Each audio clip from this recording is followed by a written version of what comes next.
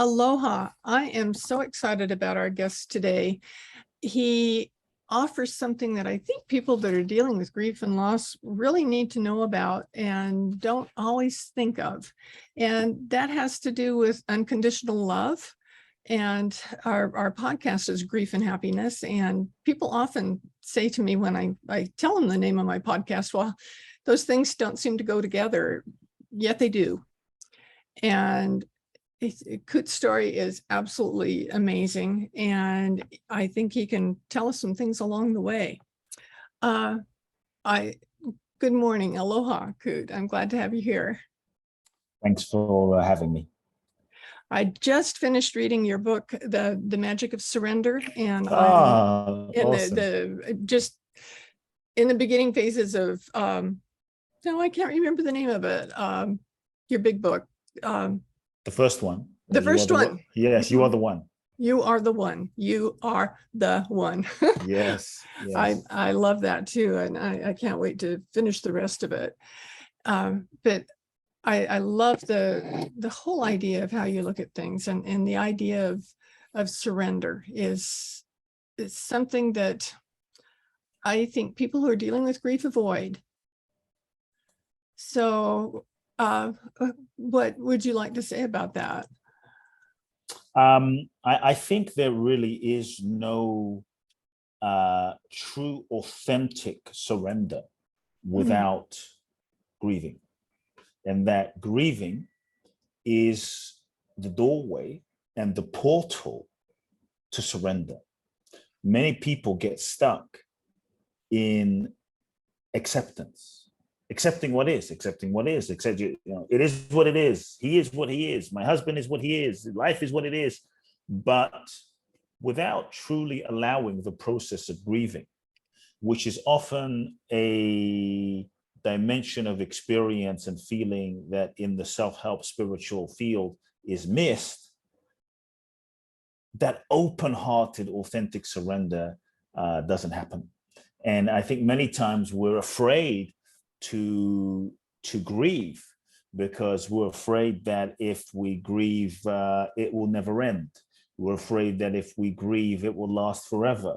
We're afraid that if we grieve, we won't be able to handle it. We're afraid that sometimes we do a spiritual bypass, and we're afraid that if we grieve, like, oh, the law of attraction, have to stay in a happy, positive vibration, and then we suppress the grief, not realizing that all feelings remain present till fully felt. And so by suppressing the grief, we actually, keep that energy stored inside of our psyche and our body and our physiology, and we're much more likely to attract and manifest experiences and situations to actually re-experience the grief that we haven't allowed ourselves to process through and really release and let go of. Sometimes we also, I found, and this is an interesting kind of unconscious payoff, don't allow ourselves to truly feel the grief fully and honor the grief fully as a conscious or even unconscious way to not let go. Because it's like, if I really feel the grief of my mother passing, or the end of a relationship, and I feel that, I might actually let go of it. But if I don't feel the grief and I suppress it and I don't acknowledge the grief, then maybe I don't have to really acknowledge that this person has died, or this is over, or this relationship is really over. If I just don't acknowledge the grief, not realizing that we keep ourselves stuck. And so I think it's interesting, you talk about grief and happiness. Like, I really believe that without the degree to which we suppress our grieving is also the degree to which we limit our happiness and our joy on the spectrum, because it's just energy. And so I think grieving is such a profound, important portal to surrender. And in my book, I talked about my mother passing away. My mother passed away in 2016, and it was such a profound process and experience. I mean, we can speak about other aspects of it, but the part that I want to just highlight as we begin is when she passed away, there was, and I was in surrender, and I was, relatively at peace with knowing that this was going to happen, and I had a year to prepare. And I think one of the things that allowed me to process and move through in a relatively quick timeline was I allowed myself and gave myself permission to feel the grief and to feel all of the feelings and to allow all of those emotions. And I would have these grief sessions, you know, and for me, the grieving isn't wallowing. It is the conscious, aware experiencing of the feeling. And so I would give myself these grieving sessions, maybe an hour or two at night. You know, it wasn't like I just stopped my day, but an hour or two at night, I would just let it rip, you know, and emotions, feelings, writing, tears, whatever was present, however the grief wanted to express. And it was really powerful. And something really powerful happened for me in the grieving, where as I would let myself be with the grief of the loss, the grief of her passing, it was as though as I would feel the feelings, maybe there were tears, it was as though my heart would break. And in that heartbreak, something really interesting happened, where it was like my heart broke and the current shape of my heart broke open, and then there was more love.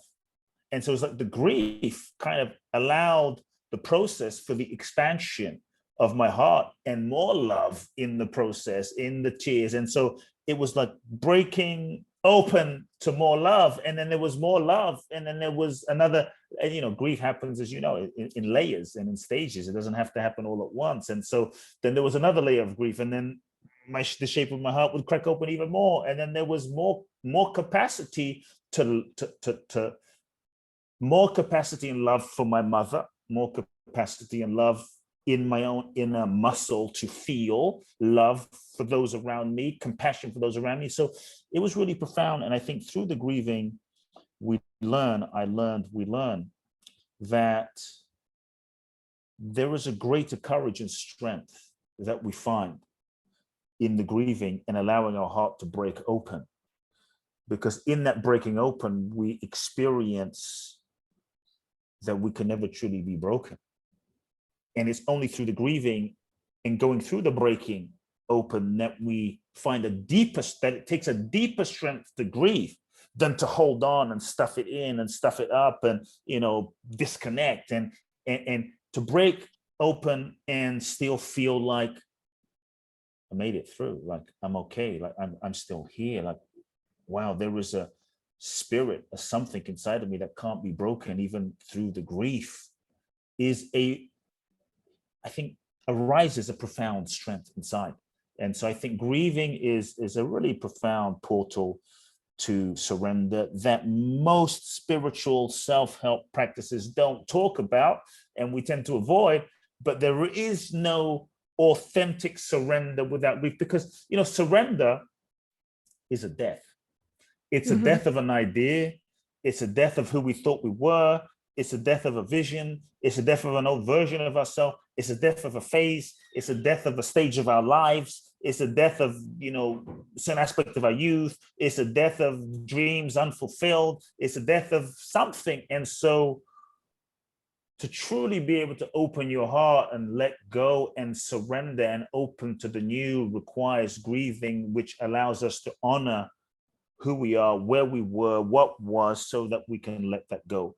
And one thing that I think might be helpful for people, you know, and when we don't allow ourselves to grieve, there's always a part of our hearts that is kind of like closed, a part of our hearts that is carrying old energy that we're not truly able to open our hearts to the new and to the new possibilities, to new love, to new relationships, because there's a part of us that's still holding on or protecting or carrying sort of old weight, old energy in some way. And so I think what helped me, what has helped my clients, what I think can help people is, you know, sometimes people tell me, but I've been grieving and I've been surrendering and I've been grieving and I've been feeling so much pain and it just never ends. Many times I think we think that we are truly feeling the grief, but we're actually thinking about the feeling, or wallowing and thinking about the grieving or thinking about the feeling, I think is not really truly feeling it. I think when we truly feel the grieving fully, the energy and that cycle of that energy of grieving can complete, and there might be many layers. And so what I just invite people to do that has helped me is take the label off, take the name of grieving, or take the label off, and just allow yourself to experience the sensation. Grief, okay, the sensation of grief in your body. And if you allow yourself to experience the sensation of grieving without label, without judgment, without any preconceived idea, you'll notice it has a sensation and it has its own cycle. And when you can just be with the sensation without even trying to get rid of it or push it away or avoid it or suppress it or analyze it, and you just fully be with it and notice what happens, what I found is often the grieving has a cycle, and then also a layer of that grieving can dissolve. And so I think that's when we truly feel our feelings of grief fully, in a way, rather than analyzing. And so I think surrender, acceptance, in terms of the process of surrender, I would say let's just say the first stage is we're unconscious. Then we move into denial. Then we move into kind of okay, knowing we need to change or knowing some things need to shift. Then maybe we start resisting. Then we start negotiating our reality. Then we move into acceptance. Then we move into grieving. In the grieving, we can release and let go.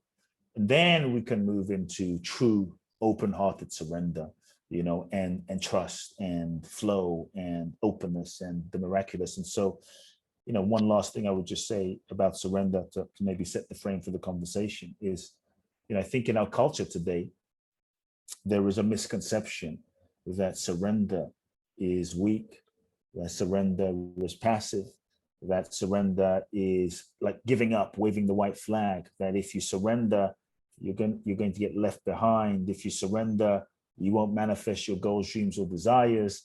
That if you surrender, you're going to get less in life. And I just want to create a new paradigm of possibility of surrender. That what if you surrender and you didn't get less, but you got more?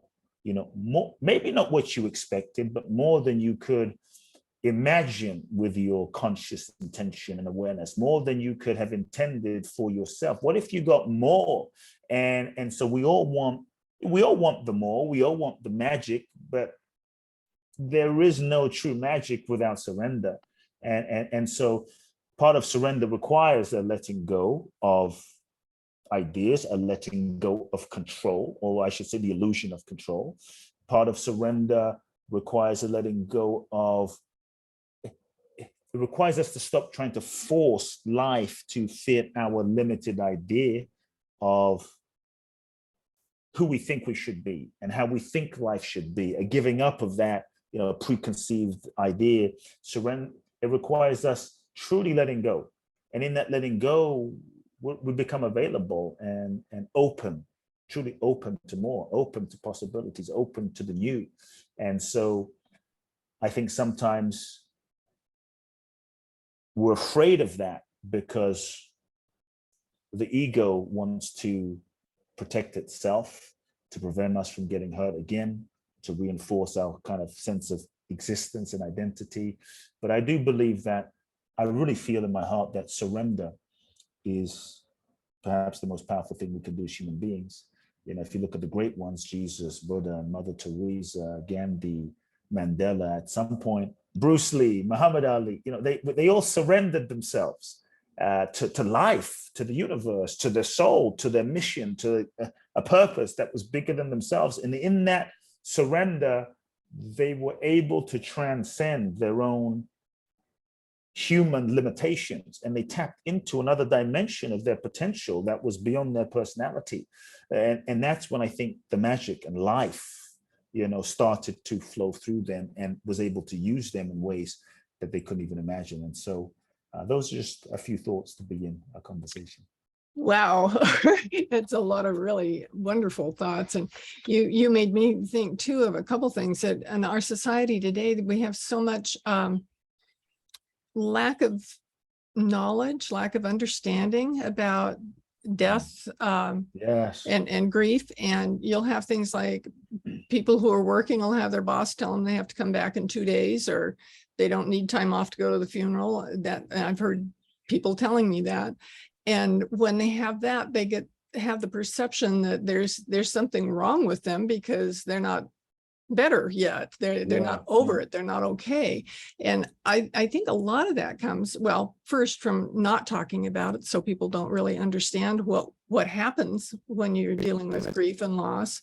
And the other thing is fear, that people are so afraid of death in general, afraid of being without their loved one, not being able to handle things, and not knowing what's going to come next or come to them for the rest of their lives, because their whole life changed.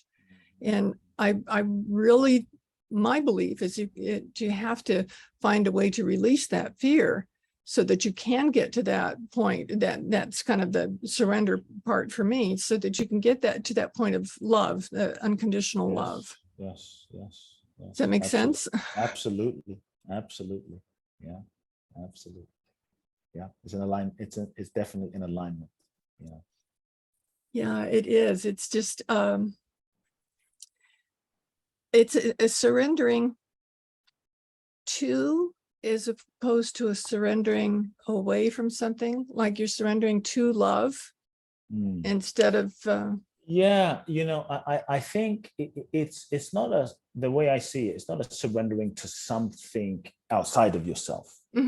It's kind of a surrendering to the authentic essence of what you are, truly. It's a surrendering, like to love can sound to some people, it's just true, you're surrendering to, let's say, love, but what we also get to realize is that we are love. And so we get to surrender not just to love, but we get to surrender the illusion that we are anything but love, and surrender the illusion of our own illusion of separation, that we are just this body, just this physical body, that we are separate from each other, that we are separate from nature, that we are separate from the divine. And it's a surrendering the illusion to the deeper reality of what we truly are. And so I think part of why surrender can feel, I believe that surrender is our natural state. And I really do believe that it's not really a question for us as human beings, are we going to surrender or not? Because life is a process of surrender. We're born, we grow, we start aging. It's life. And so life is a process of surrender. And so to me, it becomes more about not if we're going to surrender, but how are we going to participate in the process of life that is surrender? Because it's just unavoidable. Stuff happens, death happens, life happens, disease happens, just things happen. And so much of which is not in our control. And so I think surrender too, before I'm about to say what I'm about to say, is surrender is our natural state. We've just been conditioned out of it from childhood. yes. It's like, and so I want to kind of just say, like, surrender is easy. Doesn't seem that way. Some people may be saying surrender is easy. Like surrender is easy. It's effortless, because for those listening, I'm holding my fist, I'm clenching my fist, I'm holding a pen. And we've been conditioned to contract and hold so tightly as a way of controlling life and controlling our experiences and controlling everything. And we've become this sort of tight-fisted individual as a person, and it takes a lot of energy to make this fist. But we've done it for so long that it starts feeling normal. It starts feeling normal, even though it's not natural. And so the holding on posture as a way of being starts feeling normal for us, because we've been conditioned to function and survive. And so when I say surrender, it's a letting go. It's a dropping of that pen, right? It's a letting go. How natural is that? And so part of why surrender can feel scary, and why we resist is we have been conditioned to identify ourselves as this limited mind-body mechanism, otherwise known as ego. And we have been so conditioned to believe that we are this limited little ego structure, and society reinforces that, media reinforces that, advertising reinforces that, all of life reinforces you are this little ego, this mind-body mechanism, and this body, this is what you are. And we hold so tightly to that. And so for the ego, surrender can feel terrifying. And so the ego, which is our perceived sense of self that we identify with based on name, body, past, history, memories, emotions, experiences, and the degree to which we hold on to is the degree to which we're an ego. And for the ego's job, the ego is a set pattern and construct. The ego's job is to reinforce its existence. And the ego's job is to protect us from getting hurt and getting hurt again, like we were hurt when we were young. And so for the ego, surrender is terrifying. When you say let go and surrender, for the ego, it feels like a death. And so what we tend to do our entire lives is to run away and resist surrender, to resist what is natural to us, to resist what we are. If you look at a child knows, a child doesn't have to be taught surrender. A child is just being surrender. A child will run naked through the garden, doesn't care, like, what do I look like? What do people think? How do I look on Instagram, on social media? It's just like, am I fat? It's just a child will sing, totally free, unself-conscious, surrendered to a child will cry when it feels like crying, poop when it feels like pooping, scream. It's just being in the flow, in touch with its own essence of love. That's why when we look into a child's eyes, we are reminded of what we are. And so a child is surrendered. The challenge of what happens and how kind of ego gets created is we're born, these whole perfect, beings. We meet our parents. Our parents, they're just doing the best that they can do based on their childhood and their conditioning and their, upbringing. So now we're born into a kind of like a ancestral preset framework of conditioning and patterns and archetypes.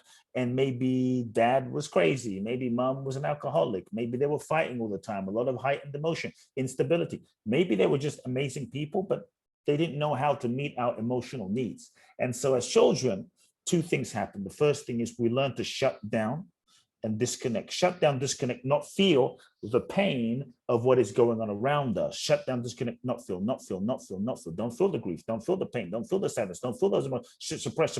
And all of these suppressed emotions that we've learned to control, to not feel, to function and survive, kind of like starts covering up our natural light, our natural essence. And we develop all sorts of mechanisms, walls that we erect around our heart to not feel the pain. And now we take that contracted way of being into life as a survival mechanism. Worked for us when we were 5, but now we're 10, 15, 20, 30, 40, 50. We're still disconnected, shutting down parts of ourselves in order to never feel that pain again.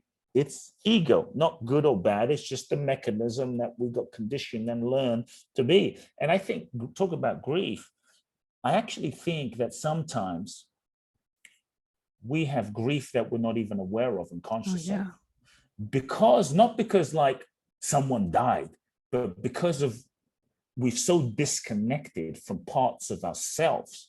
We've so shut down and lost touch with parts of ourselves, the joy, the innocence, the aliveness, the capacity to love as a protection mechanism, that there is a kind of subtle grief that we carry deep down that we don't even know we have the grief. And if you ask someone, do you have grief? They'll say, no, I'm fine. But there's a layer of grief there that sometimes we're not even in touch with. And so ego starts getting created as a mechanism to avoid pain, but also we start developing all sorts of roles and masks and personas, a way to who do I need to be in order to get love and validation and approval? And if I'm good, daddy loves me. If I sing and I'm happy all the time, daddy loves me. If I don't feel negative, mom loves me. So we start contorting ourselves again into a shape to get love, validation, approval, roles, masks, personas, characters that we develop, that we end up contorting ourselves thinking that's who we are, not realizing that who we've become is a pattern, a constructed pattern of conditioned responses that we hold tightly to avoid pain and get love. And we think this is who we are. We say to ourselves, no, this is who I am. And the degree to which we're conditioned is the degree to which we're not free. The degree to which we're conditioned is the degree to which we're not truly free to open and feel and love and feel the joy. And so the ego's job is to avoid the pain. In avoiding the pain, we sometimes limit our willingness to feel the grieving and limit our ability to feel joy. And so I think we first have to just begin by realizing that we are not this set pattern, this identified persona that we believe ourselves to be. We also, I think, have to start realizing that the ego, our perceived sense of what we thought ourselves was, which is what we get to surrender our identification of as surrendering that attachment to me-ness, which can feel like a death. And so that's another grief of like, wow, I'm not this person I thought I was. And so I think what we get to realize is, in true understanding of what we are and the nature of reality, it can change our relationship to life, our relationship to ourselves. So when we start understanding the nature of the ego, when we start understanding that ego meant well, when we start understanding that it's trying to protect us, it doesn't mean anything wrong. It's not trying to resist because it's being difficult. It's just trying to help us and be our friend and keep us safe. When we can understand that, then we can maybe begin to realize that we're not it, and hold the pattern of ego, which we previously identified as ourselves, in the light and space of compassion. And when we can meet ourselves with awareness and observe the ego and meet ourselves with awareness and compassion, then the ego can begin to relax. And in that relaxation, a letting go of old identities and personas. And then there's the safety to maybe begin feeling the pain and the grief and the hurt, and the surrender can begin happening, in that new relationship with ourselves. So I'll leave it there. It's such a beautiful way to put it. I know for me, I allowed my ego to kind of run my life for most of my earlier years. And when I finally got, I use this phrase that I kept getting in my own way. I realized It wasn't me getting in my own way. It was this deal with my ego going on. And so I made a real effort to befriend my ego and say, I see what you're doing. Thank you. But I've got this. Yes. And by doing that, every time I start to get off that path, or I recognize that I'm getting off the way that my life is best, I can see that the ego is what's sitting there in the back seat saying, well, you can't do that, or you're not that good, or you're too tall, or you know, all those little things. And I'll say, well, yeah, that's your opinion. And I appreciate you sharing, but I'm okay. You know, it just, that's how it's worked for me to be able to deal with ego. And boy, have I felt lighter since I started looking at things that way. And I have a really positive life. I really feel like I'm living at this point in my life in a state of unconditional love, always. And by doing that, I can't help but feel good. So it doesn't mean that things don't make me sad sometimes, but in general, my life is really good. And I think people who are, especially at the early stages of when they're dealing with grief and loss, they think they're never going to feel good again. And if there's a way that we can let them know that they can. Yeah, for me, when my mother passed away, it was so excruciatingly intense and beautiful at the same time in a Hmm. strange way. And I remember in the beginning there were waves of grief, waves of grief, waves of grief, and then it does pass. Hmm. It really does pass, and with time. But I think the only way out is through Hmm. the grief. And so I would say it does pass. No feelings last forever. Every feeling, no matter how painful, has a cycle. And for me, the quickest way through it is through it. Hmm. And so I think what we tend to do in our culture is because we're not really taught how to be with our feelings. We're not really taught how to deal with our feelings. We're like, maybe as children we were taught like, shut up, be quiet, boys don't cry. Or especially on the TV, you don't see in a commercial that says, you feel some grief, feel some sadness. Yeah, feel your feelings. No, you feel pain. Here's a pill that will, you know, dissolve that. There might be 7,000 side effects, but you won't feel the pain anymore. And so, in so many ways, there's not a context to feel our feelings. And so, I just want to reassure people that all feelings that we fully feel with awareness dissolve. No Hmm. feelings are permanent. And so, when I really felt my feelings around my mother's passing, grief has its cycles. Grief has its layers. There's a layer, there's another layer, there's another layer, there's another layer. Maybe another week, there's another layer. There's no timeline on it, but it will pass. That energy will pass. And there is a new texture of feeling that opens up, a new joy that opens up. And so, for me, even in any end of relationship or heartbreak, there's sometimes we think that it will never end. It will never end. And so it will. And I think our hearts, we are so much more resilient and strong than we give ourselves credit for as human beings. And so I just say no feeling lasts forever. And there is more when we allow ourselves to feel the feelings fully and release them, we expand and open to the joy. And that's what's on the other side for sure. And it's available. Oh, it is, and it's so wonderful when you get there. I know I do a group every week, or facilitate a group every week for the Grief and Happiness Alliance, and we'll Wow. spend the first part of it writing and sharing our writing and what we're talking about. And it gets kind of deep when you're dealing with what you're experiencing.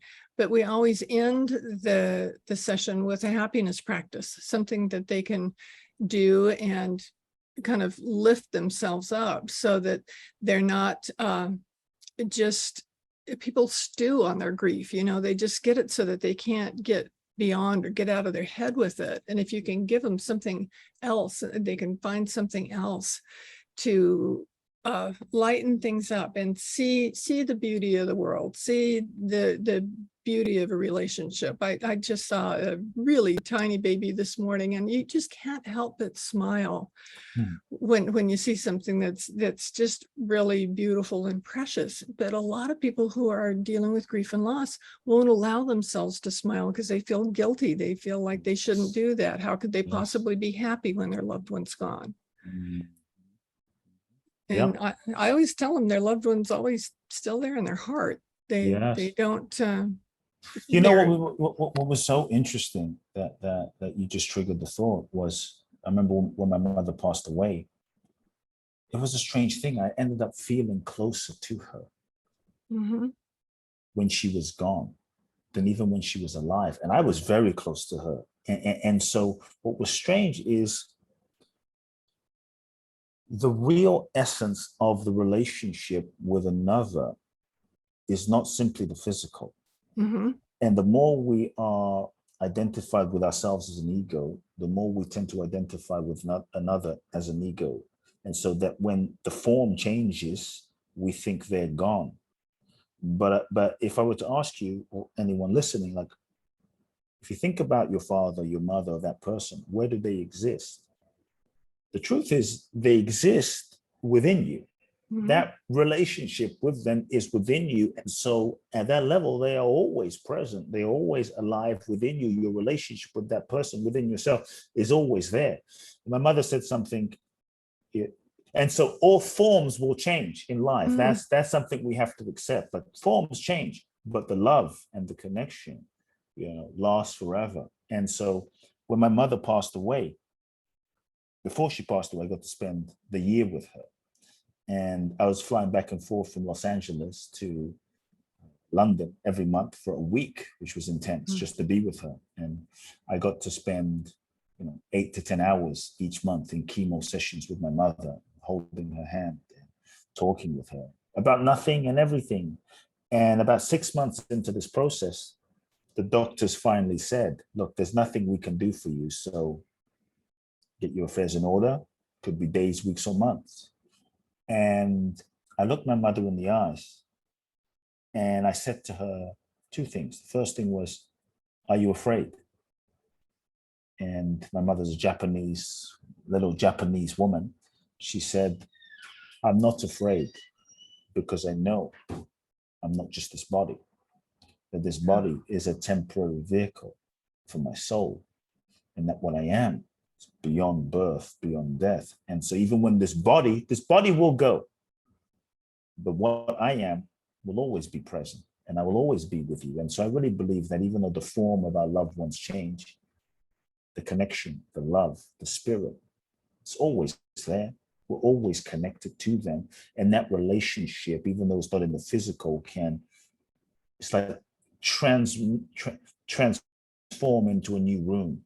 Like, for instance, I was speaking to someone the other day and I was like, well, where does your father exist? She said, oh, my father was in, I give a country, but my father was in Mexico and she was not living in Mexico.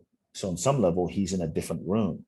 And so a similar analogy is, okay, when our loved one is on this planet, we're in the same room, and maybe the form passes away, they move into a different dimension, a different room, but that doesn't mean they're still not there. And so the connection is always available. The connection is always there. I think we just have to close our eyes and feel them. And yes, we may not touch them physically, but for me, I was able to feel the relationship and the connection with my mother, because now my connection and relationship with her wasn't just based on the physicality. It wasn't limited to the physical. There were now no limits to it. And so I somehow was able to feel who she really was, and when I felt who she really was, there was so much love there that she was, that perhaps I was so focused on the physical that I wasn't in touch with how much love she was. And it was so profound that the relationship takes on a different dimension and a different quality, which is as beautiful, if not more, but different. And so, I believe that our loved ones are always with us and guiding us from the other side, and I felt my mother's, even when she passed away, guiding me from the other side in her energy, her example, but her spirit guiding me from the other side in a profound way. So I think we just have to be open to that, truly. Yeah, and notice it while you can. I know my relationship with my mom wasn't that great because she was always busy, always. She never seemed happy. She always had something that was holding her back somehow. And when she got diagnosed with a brain tumor, at first we cried a lot together, and then she got happy. She started smiling.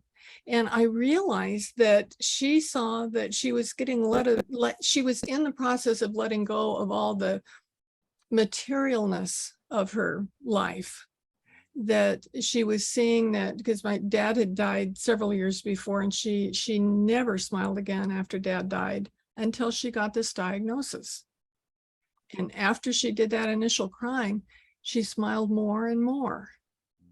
And it was so fascinating to watch that she was letting society and material things get in the way of her being able to experience her best life while she was here. And she finally got to toward the end. And it was kind of beautiful to observe that. Beautiful, beautiful. Yeah. Yeah. And, I think that death, we have to surrender and accept that Mhm. in this physical domain, we will die. There's no way. I mean, Jesus died, Buddha died, Bruce Lee died, Mother Teresa died, all the great ones died. This physical body, we're gonna die. It's a realm of three. We're in the realm of duality, the realm of impermanent, temporary existence. And so I think one of the things we have to surrender to is the nature of reality in this dimension. In Mhm. another dimension, the level of the soul, we're beyond death, beyond birth, we're infinite, but this body will die. We will return back to the earth. It's the only guarantee from the moment we're born. And I think the sooner we accept that and grieve that and embrace that, it frees us up. The more we deny death, I think the more we deny life. And if we can accept and embrace and surrender to that reality, the more it frees us up to live life fully and make the Yes. most of every moment. And I think death reminds us, like when my mother passed, I got to spend that year with her, and I did things with her that I never did because I thought I had forever with her, and I thought there was infinite amounts of time. And it really was such a profound blessing in a strange way, and Mhm. gift to see the preciousness of life. And I got to sit with her in chemo. I got to have tea with her. I got to take walks with her. I got to go to the park. I got to just do stuff I thought was a waste of time because I was too busy trying to inspire the planet. And I thought, why did I wait till she was dying? And the only regret I have in my life, and that realization would not have been possible. The only regret I have in my life was, why did I wait till she was dying? And why did I not spend more time with my mother? And so I think the sacred blessing of death and that limitation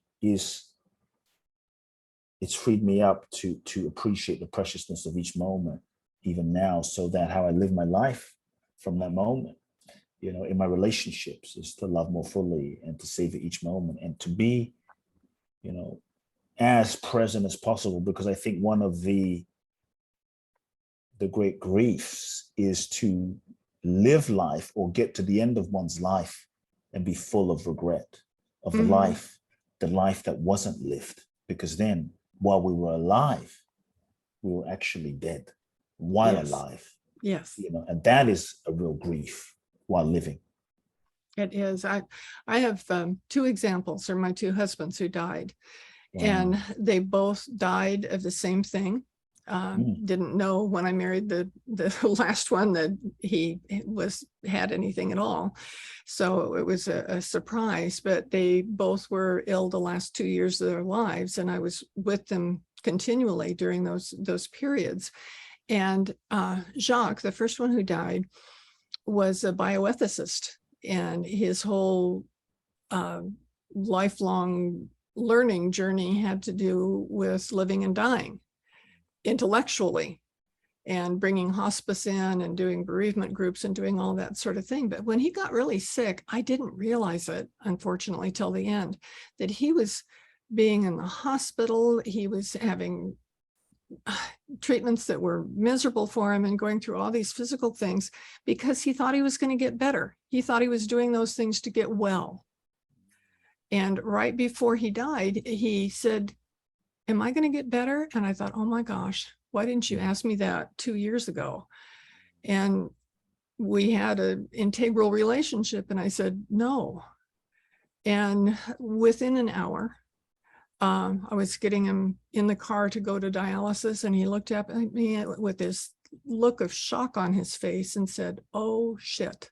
And he was gone just like that.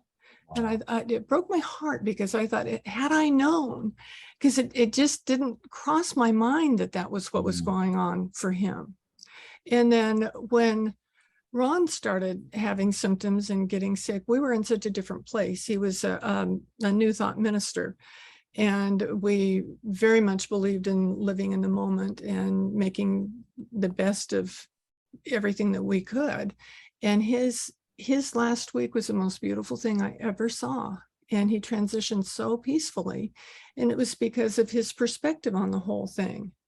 And so for me, I just want people to know that you can have a lot of control over how you feel about what's going on, and that can make your life so much more beautiful, so much easier than resisting. That's, I think, why I was drawn to your book on surrender to read first, because when you let go of that resistance, then only beauty and love remains. Yes, absolutely. Absolutely. And it doesn't mean life is perfect or life is always easy. That's I think, right. look, you can't really control what happens in life in so many ways, but you can at least do your best to control how you respond and the meanings that you make up and what you make things mean. And so I think that's the level of control that we have, and the meanings that we make things mean and how we respond also affects life in a certain way. And so, I really believe that the real password to freedom, if we want to be free, is to surrender. Yes. And trust. And sometimes when things don't go according to plan, or when we lose something or someone or a relationship, and what can seem like the worst thing from the ego's perspective, yes, because the ego is limited, is in many ways can be the best thing, but we're just not able to see it in that moment. And so I think it's important too. What's helped me is to trust that life is always working for your highest good. Yes. Even if you can't see it right now. And many times the dots will only get connected after the fact. And then you look back and you go, oh, that's why I needed to get fired. Or, oh, that's why. Or if you look back at a relationship, maybe someone listening, a relationship that you really wanted, that you thought this was the one, and it didn't work out, you were heartbroken. But now, 5 years later, you look back and think, thank God that didn't work out. Wow. That's right. So I say sometimes not getting what you want, or things not going according to plan, which can be a source of grief, can be actually grace of That's life, of this intelligent, universe in many ways. And the other thing I would say that might help people is, I think when we realize that we are a soul, first and foremost, that we are a soul, not just this physical one-dimensional body. We're a soul. We incarnate into this human experience, into this domain. We incarnate in order to learn, to grow, to evolve. Then all of life really is a university, an evolutionary opportunity and university for our soul's evolution. And when we start seeing life that way, we look at life differently. We shift our paradigm and relationship to life from a sense of this is happening and that's happening and this is happening and that's happening and this is happening and why is this happening to me? And we shift our relationship to life. And then we're able to use every experience for our soul's growth and evolution, realizing that every relationship, every situation, every breakup, every death, every heartbreak is really serving our awakening, serving the evolution of our soul, so that when we go through something, even if it's painful and heartbreaking, challenging, when we look at it from that evolutionary soul standpoint, if life is a classroom, then we can start asking ourselves, not like, why is this happening to me from a victim standpoint, but why is this happening to me? As in, what is the lesson that my soul is seeking to learn in this divorce, in this death, in this breakup? And I think when we really focus on the lesson and learn the lesson, it can help us move through some of the stagnation and stuckness and grieving as well. Absolutely. Well, you've given us so much to think about and do. And I appreciate you so much coming to talk to us today. And you wanted to mention something about our website, your website. We will have it in the show notes for sure. Just if people want to connect and have been inspired, it's been a beautiful conversation. So thank you for your welcome and just your love and your presence. And, I can really feel the sincere love that emanates from your heart in the conversation. So thank you for that. And so if anyone wants to connect, my main website is Kute Blackson, KUTE.com. You can find out about my events there. Twice a year, I do a very special event in Bali. That's www.boundlessplusbali.com. And come say hi on Instagram, Kute Blackson, or Facebook, Kute Blackson. Wonderful. Thank you so much for being here. And I'm going to think a whole lot more and can't wait to get back to finishing your other book. I just love the first one that I read so much, and I encourage everybody else to read those too. Awesome. So thank you very much. And I'll see my listeners again next week. Thank you.